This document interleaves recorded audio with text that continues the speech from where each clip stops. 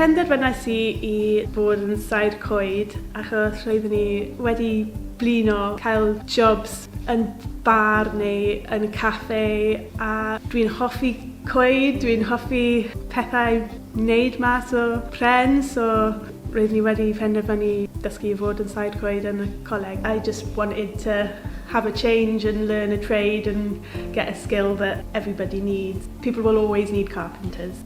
Mostly focusing on these doors, quite intricate doors with a lot of sort of different joinery techniques. So that's been really good to have that opportunity to do something so complex. Gwneud like mortise a tenons, I wedi wneud llawer o nhw a defnyddio tools wahanol fel granny's tooth router a pethau fel na, a planes wahanol.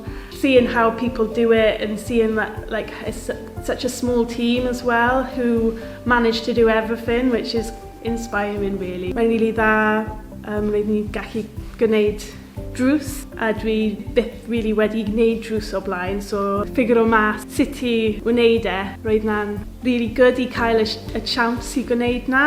It's a well-known museum, people all over the country and the UK know about it. Fydd e'n edrych yn wych ar CV fi, a mae'n just really interesting I dod I gweithio bob dydd, a mae pob dydd yn wahanol. Mae pawb just wedi wneud I fi teimlo gartref.